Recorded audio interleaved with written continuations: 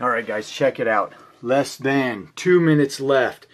I don't know why I'm so fascinated with these figs, but they're starting to take over my life. We've got 1 minute and 12 seconds, 10 seconds, 9 seconds to go. We'll see if this works out, man. Look at that fig. Doesn't that just look fantastic? It's supposed to be a fantastic fig that does well in our area. Alright, I'm going to put this thing down and make sure I get this sucker. Woohoo! I did it, guys. Look at that. It cost me 57 bucks. I'm supposed to get 5 pieces, 5 cuttings of this guy. And after last year doing our experiments with these fig cuttings, I know we're going to get these suckers to root. They're supposed to be cold hardy. They're supposed to do well in our area. It's coming from New Jersey. I'm excited. I'll show you guys when we get them. And we got them, guys. Here they are. Look at that. Shipped in beautiful condition in the mail. Cold de Dame, Greece. I think that's the right way to say it. Like I said, I'm not French. But anyway, beautiful fig cuttings. And that's not all. I got on an absolute rampage. I have become absolutely addicted to eBay. This is not quite a good thing, I think. And my wife, thank you, Johnny, my wife finally had to put an end to it. But before she did, I was able to get my hand on this entire list of figs. Now, 3 of these guys were actual trees. Everything has been shipped here. It's all here now, and everything was packaged perfectly. Fantastic, fabulous job shipping the cuttings and the plants. Everything came in perfect condition. I was really excited to get it all, so thank you very much. It actually came in better condition than described. So here's the first one, and they were from sellers like Harvey C., KK. I got the Black Madeira straight from Keith. And who is the other one? Herman. Herman Sir was the eBay name for a lot of the cuttings. I'm telling you, these guys are fantastic sellers, and it worked out great. But here was the Italian 258, gone dormant for the winter. I'll have to keep this guy watered well. And then we got this guy here. This is the Enka Ramada, and it's supposed to be an absolutely beautiful fig. It's still got some green leaves, but it came from California from Harvey C. So we're in Washington here, and it's been in the 40s. It's actually dipped down, I think, into the low 30s at one point here. So definitely going to go in that warmer environment. And then this is the one a lot of people prize. This is that Black Madeira, and I got a Black Madeira from PA Figs, which is beautiful and grew awesome all summer, and his came from KK. Well, I don't know why I had to do this, but when I got onto eBay and I saw that KK was on there selling another Black Madeira, I had to just buy it. So anyway, this guy's in a 1-gallon pot. It came straight from KK, eBay seller, and you can see he said it's better than advertised. He said the leaves were getting close to falling off. They'll probably be snapped off by the time it arrives. This thing came in beautiful condition. Has 3 beautiful figs on it. Not that they're gonna ripen, but the leaves are still intact. Beautiful green. I mean, awesome looking plant. Anyway, very happy with how all of these were packaged, all of the cuttings, all of the figs. Everything looks absolutely great. So I'm going to go put these trees back into that warmer environment right now, and I'll be right back. Alright guys, so I'm back, and I want to embark on another really cool journey of propagating fig cuttings. But as you guys know, if you've been into figs for a while, there's so many different variations of how you can propagate figs. And we all have our different methods that work best for us. That guy's just going to drive me nuts this morning, but we all have our different methods on what works best for us. And if you saw a fig video that I did last year, I'll put a link to it up in the corner here. It worked out really great, but I'm still nervous because there's a lot of really nice varieties here, and I don't want to lose any of them. I want to make sure I get at least 1 plant from every variety, and I don't think we're going to have a problem at all, but I'm going to be babying these guys well. So let me show you the setup we did, and we're going to get started propagating all these fig cuttings. Alright, so once again, I ended up setting up a tote here. It's a little bit deeper tote, the same way I did last year, and I've got 24 cups fit in here. And then I filled in between with the bark. We've got it set up on a heat mat here, as you can see, and it's nice and toasty there. This bark here is nice and toasty as well, and I'm going to stick those cuttings down in there. Now, outside temps here are 30s and 40s right now because we're almost into December. We're in zone 8A to B, just depending on where you're at. There's a lot of microclimates around the Pacific Northwest, and so the temperatures vary a little bit, but we'll do fine out here. It shouldn't get down below, I wouldn't think in the next couple weeks, down below, you know, more than 30 degrees or so. You never know what's going to happen, but my plan is to stick all of these cuttings in here, at least as many as I can fit in here. And then if I have to, I can cover it. But I really don't want to cover it. I want to keep humidity out of this equation if I can. I've got some parafilm I'm going to experiment with as well. But for right now, I'm just going to get these cuttings stuck, I think, and we'll just play it by ear. Alright, so I've got my Ronde Bordeaux cuttings here, and I'm going to go ahead, and I've got enough room for 24 cuttings in this. They actually sent an extra cutting or two here, so I'm going to probably, some of these little skinny ones, I'm going to double up into 1 cup and see how that goes, but I need to be able to fit all these into this experiment. I'll go ahead and get these guys trimmed up and ready to go, and then I might try some parafilm on some of them just to see how that works. So I'm going to trim them just like this. I've got my cutting right here, as you can see, and I'm just going to go right below a bud, and you can see that guy right there. Nice and green material. It's right below a bud. And then what we'll do, I think, I'm going to snip this bud off, I think, right here. And then I like to shave a little bit of material off, a little bit of bark, so we can get down to that cambium layer. Some people like to do that, some don't. I like to do it. I feel like it exposes more cambium and then allows for more root growth. So I probably just do it on, actually, maybe I'll do this guy on 2 sides. It's a fatter cutting. And then we'll have a little bit higher success on the rooting. We've also got the piece that we snipped off here, and that'll allow us to get down to that cambium a little better. Now we've got our trusty rooting hormone here. I'm just going to dip that in. I know a lot of people don't feel like you need rooting hormone with figs, and the truth is you probably don't with all the different types of figs, but these figs are very valuable. I spent a good amount of money on them, and I want to make sure that these cuttings root, so I'm going to use a little bit of rooting hormone. Alright, so we've got our little propagation toad here. We've got all the Ronde Bordeaux cuttings ready to go. I took a little trim off of each side, just a little sliver of the bark. I dipped them in the rooting hormone, and we're going to go ahead and stick these guys. So let's go ahead and put this guy right back in here.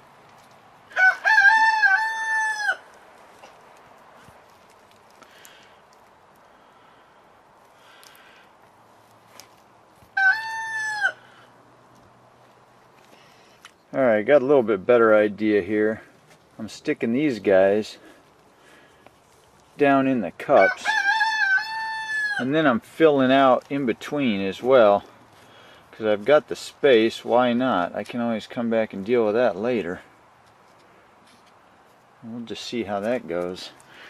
And then I won't have doubles in a cup if both of them root, and I'll still be able to get them roots untangled and figure them out since there's so many cups in there.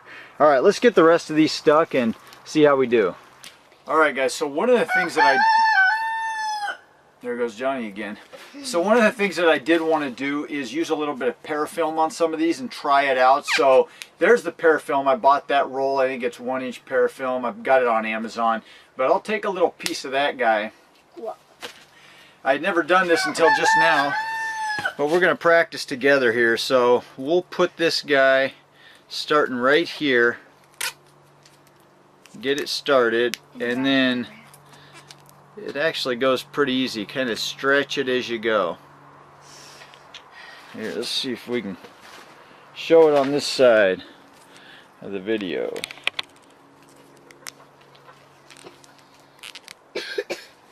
This stuff works out pretty good if you stretch it thin enough. I really like this way of doing these cuttings because you're not worried so much about humidity, which is always an issue when you're doing cuttings of these figs. Alright, so I didn't have a big enough piece for the top. I'll have to get another piece off here and finish him up. Alright, so that's the finished product there. And you can see it's all wrapped up real nice. So I finally got everything finished. I got all the cuttings stuck in the tote. Let's go ahead and take a look at them. All right, so here it is. I got them all stuck. I went ahead and filled in bark I tapped down the bark a little bit around each of them and just kind of smashed it down some to get good contact with the medium, and then I filled in the rest of the way. I went ahead and put that parafilm on some of them. There was really no rhyme or reason which ones, but like the La Bourgeoisie, I went ahead and did all 3 of them because there were only 3, and I just want to make sure they're well protected. And then the others, just usually the smaller cuttings, I went ahead and wrapped just to make sure they wouldn't dry out. But I think I'm pretty safe. I'm not too worried about it. These figs seem to soak up moisture from their wood down below, and I've got plenty of dampness down in that medium, so I think we're going to be fine. The only last thing I'm worried about, because it is winter and it's starting to get colder out here, is that the tops, which I want the tops to be cool, but I don't want them to freeze or have any dieback or anything like that. And so I am going to take this lid. I propped up these guys because some of these cuttings are kind of taller and I want good airflow. But I am going to take this and put this lid right on top here. And as you can see, I'm not going to build up any humidity in there at all because I've got way too much airflow through there, which is just fine with me. What I am going to do is it's going to put kind of a roof on this guy so that the heat generated from this heating mat, and this is pretty warm down here. I would say this is probably going to be in the 60s, maybe even 70s down in this medium. And then up here, it's going to be in the 40s probably, maybe even 50s. But, you know, I'm getting plenty of airflow through here, but I'm keeping a little bit of a roof just so that, you know, it maintains a little bit warmer environment in there than it does out here. All right, guys, time for a quick little update here. So it has been about almost 3 weeks here, a couple days away from 3 weeks, and we've had these cuttings sitting in this little propagation frame here. We've got the bottom heat on. You saw I checked the temperatures before. Now the temperatures here have been down into the 25 to 27 degree range, and so it's been pretty cold, been frozen rock hard out here on the ground lately. And these cuttings, the top portion here has actually been freezing. This has been freezing solid, all these little water droplets in here. There's no humidity really per se in there. It hasn't been building up because, you know, there's airflow all the way through there. Thank you, Johnny. It's just been building up a little bit of heat in there because there is a cover, but there's plenty of airflow, so no humidity going on. But because we're getting down to those cold temps, the outside edges of the frame here are starting to freeze a little bit at night, and I want to make sure these guys take off good. Now, I'm really excited about using this bottom heat with the tops being cool out here because, boy, he's just want to compete, because we're actually building up a lot of callus down in there, and we're getting the cambium layer to start swelling and dividing and get ready to create roots. So by bringing these guys inside, I think they're just going to take off like crazy. So I'm going to take these in the house now, and we're going to see what they do. I brought them inside now, and they're in my new little grow operation. So I've taken an old table that we had. My wife and I used this kitchen table when we first got married, but it's been sitting back here for a while, and in our little computer room. But anyway, I went online and I bought an 8-bulb T8 light because I wanted to be able to buy the bulbs easily at Lowe's or Home Depot, and they're always readily accessible. And it's an industrial light. The sucker should last a long time. It's meant to be hardwired and hung up in a shop, but I went ahead and just wired it up myself here to plug in, and should work great. 256 total watts. I grow just about anything under here, and I decided to move these figs in. So I've got them all inside, put a little heat mat down underneath this guy. So we've got I've got set on low, got set to stay on there. I've had this heat mat for a long time. It's just, you can buy these things anywhere in any big box store really, but it should probably keep the soil temps in the 70s, 80s, because it's usually in the around 65 to 70 degrees in the house here, and this thing's set on low. So we'll see how this goes. Now that I've got a lot of light set on them, and yeah, I'm going to keep the light on for most of the day, probably 16 hours or so. And then we've got the bottom heat, and we're inside a house that's 65 to 70 degrees. These guys should take off like crazy. We started them outside with the bottom heat. I pulled a few of them up. I don't want to do it again, but I just wanted to see where the callus was, and there's some callus built up on these guys. No roots yet, but I think they're just prime and ready to take off. So been about 3 weeks almost. We'll see what happens in the next few weeks. I'll keep you updated. Alright guys, it's been a few days since I showed you bringing these guys inside and putting them under these lights, and I think there's something to be said for having light on these cuttings. Even though they don't have leaves yet, it triggers something in their DNA, in their genetics, to really take off and start doing something. Now, I pulled up, I wish I had filmed it, I hadn't, but I pulled up a few of these cuttings outside before I brought them in, right before I brought them in, and there was some callus on the bottom of them, but no roots yet. Well, I just decided, it's been a couple days since I brought them in, let's see if anything's happening. I know it's way too soon, and I really need to be a little more patient, but I just pulled up this Tacoma Violet just to see what was going on. And you see the size of the cutting here. You know, it's not a large cutting, but as you get down near the bottom, it's really starting to swell. The bottom of that cutting was not that big, and as you can see there now, we're actually starting to get some roots. So there's a couple little roots you can see coming through there. Let me see if I can get this a little better here with my hand in the background.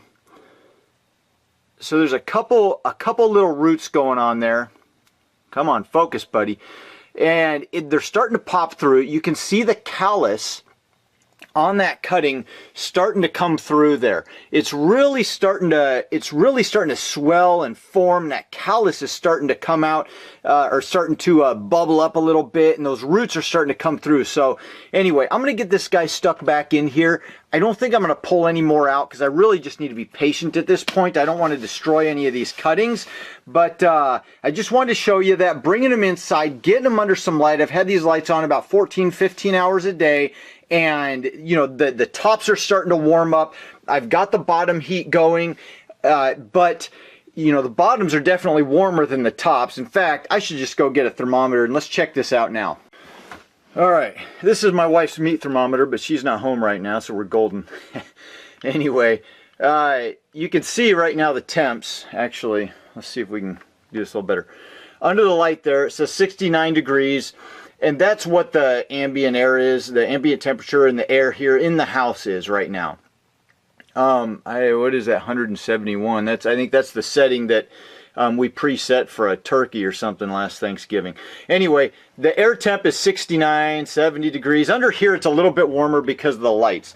But let's go ahead, set this thing down. I'm going to put this probe right down into the medium here, and we'll see what the temp is down in that soil with the bottom heat.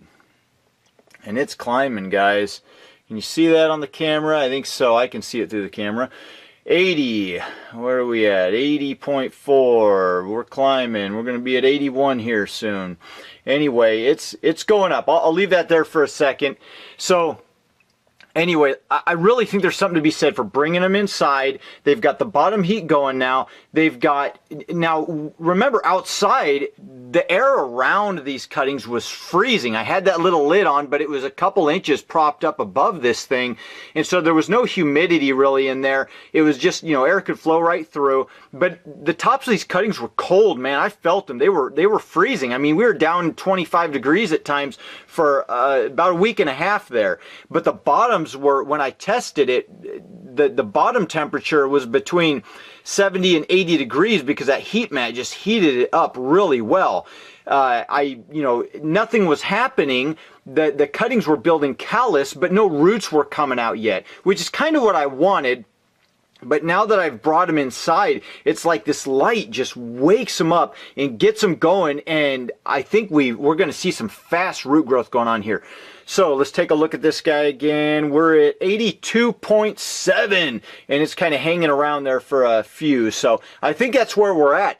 perfect temperature for rooting these guys. 82.7 degrees. That is just beautiful. I'm going to leave this right here at that temp.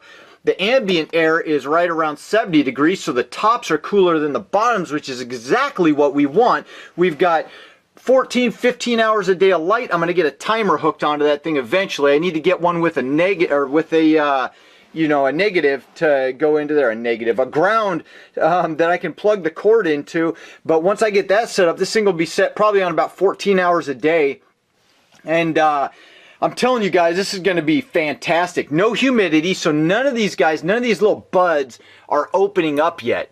That's exactly what we want. That's what we did last year. That's exactly what we want this year. You can see some little green buds popping through, but none of them are opening yet. We don't want them to open because we don't want them to have, we want the roots growing before the top's growing. We got 80-degree temps down below, 70-degree temps above. It's going to encourage tons of root growth and no top growth or very little top growth. And then when the time is right, as the temperatures warm up more, once I shut this bottom heat off, finally, these guys will have roots, and then they'll be able to put all the top growth on. Boom! Recipe for success. Anyway, I get excited just talking about this stuff. So, I'm going to shut this down here for a little while, and I'll come back when we actually get some real good results going on. I'll show you guys what is happening.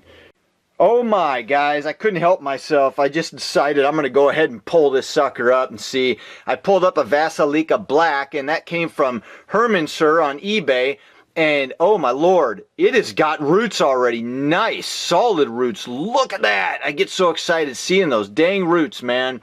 Anyway, this system, I just don't know why more people don't do it like this. I got roots forming, tons of beautiful roots, and no top growth. Now this is one that I did wrap with the film, but you know, as you saw with that Tacoma Violet, you don't necessarily need the film on it. We're finding, because the tops aren't opening yet. It's just, gosh, I mean, look at that. Tons of root growth. It's just doing beautifully. I just love to see that stuff. Anyway, really excited here about what's going on and how this is all working. All right, I got to get this guy back in the soil, and we'll come back when we see some massive root growth coming through these cups. I'll show you guys here when that starts happening. Oh man, look at this, guys. I know I said I'm going to come back later when something's happening, but I just started looking over this tote, and oh my lord. See, I don't know if I showed you this before, but I ran out of cups. You know, I had 24 cups in here, and I had more cuttings than I had cups, so I stuck some of them. You can see, like this guy right here, this Vasilika Black. It didn't fit, so I shoved it down in here. In fact, yeah, that's the Vasilika Black right there. I shoved it down in between, and I did that with some of them. I shoved them down in between the cups just to make sure that I, you know, got something to take here. I want to make sure I continue these genetics. I start looking around the side of this sucker. Look at this. One I have not pulled up. That's that Vasilika Black right there in the very front. Haven't messed with it. Sucker's rooting like crazy. Coming out the side. You see them little roots? Look at that. Already coming out and spreading around the container. Dang, man, I'm telling you. This is so awesome. I love these things. I don't know why I get so excited about this, but I do. Let's go over here. This is a Celeste, improved Celeste. And I don't see anything over here. I thought I saw something, but that's just a little weed seed germinating. But here's another root right here. Boom. Another little fig root coming through right there. Man, okay, I'm serious, guys. I'm going to wait until something else serious happens here. It's going to be a couple weeks, but you'll see it within seconds. All right. So it's been about, I don't know, 4 or 5 days, maybe 6 days since I last took that clip there, and I got to do something here. You can see these roots are just spreading like crazy here in the side of the tote, and there's another one going there. If I don't do something now, these guys are going to be all over inside of that tote, and I don't want that. I want them in these cups. So I'm going to pull these individual cups out here, and I'm going to put them in these totes here. I don't know if I'm going to continue with the bottom heater now, because I'm inside the house. I've got plenty of warmth. I do like the fact that the bottoms are warmer than the tops in this little setup, but I'm going to have to get them out of here. So those are taking off pretty good. Let's see what's down in there. I had one squeezed in between. Oh yeah, look at that. I got roots all the way down that were wrapping around the cup from that guy. So definitely got to get these guys out and get them potted up in cups. All right, I just about got all these guys pulled out of here. There's all the cups. And then these guys are getting potted up like I showed you. And I wanted to show you guys this. I just pulled out another one of these Vasilika Black, or Vasilika Black. I haven't decided what that's supposed to be pronounced as, but look at the size of them roots, just massive roots coming out of there. I love seeing that. Anyway, I'm gonna finish getting these guys potted up. All right, finally got it all set up here. All the cups are out of that tote and just individually set up. Looking pretty good. I got a lot of roots throughout these guys, and one of the things that I really like here is you can see those guys are opening up. I'm just going to let nature take their course. I really don't want to use humidity if I can help it. I just want to keep these open to air.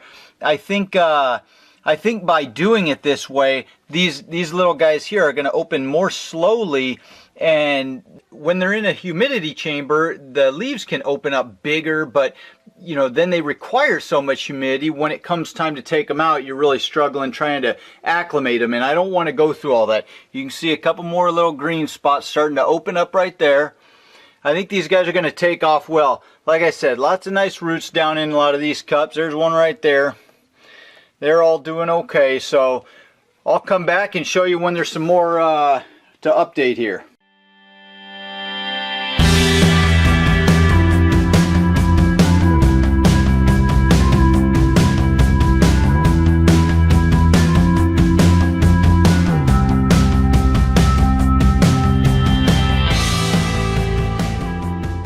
Well guys, it's officially January 1st, and I think we've just about proven this little set out here. So just about all these have grown roots. Some of them you can't see the roots coming through yet, but they're strong in there. A few of them aren't going to form roots. There's one way back there in the back, that Coldodam grease, that I don't think is going to root, but you know, the majority of them have grown roots, and I'm just really happy with how this turned out. Today was the day that I first noticed this La Bourgeoisie. I was really excited about this particular one, and it's a rare variety that nobody really has that I can find. And today I saw it for the first time. I saw that root sticking right out the side of the cup there. So I am just really excited. I'm gonna have that fig. I'm gonna take real good care of it, and we'll be doing good with that, guys. The Celeste, that's getting some nice roots on that guy. We've got, this is one of my favorites over here, this Vasilika Black, or Vasilika Madeira, I guess is the other name for it. But it's got a lot of nice roots all throughout the cup there, looking really good. And I just love the look of that particular fig cutting. It's got little growth coming out all over it, lots of little branches on it, but pretty neat looking fig, man. I love the leaves of these. They're so lush and beautiful looking, especially in the landscape as they mature. There's a real fat cutting right here of the same variety, and this has got to be at least 2-year-old growth, but real fat, nice cutting. And you can see this guy's got some solid roots just pouring out the sides there, so that is pretty cool to see right there. Definitely going to have this variety of fig doing well. There's another one, Tacoma Violet, I was worried about for a while, but look at that, man. Just tons of roots coming out of that guy. Let's get into the light. Tons of roots just pouring out from that sucker all around the edges of that cup. And so I know we're going to have a ton of figs here. Now the best part about all of this, remember, is we're not using humidity at all. There's absolutely no humidity here, so there's no acclimation. I don't have to worry about acclimating. I don't have to worry about rot near as much, fungus issues, none of that stuff. You really don't need it. Anyway, I'll follow along here and show you guys how these go as time goes by, but I think that about wraps up this video. Have a fantastic week, and I'll see you in the next video. Adios.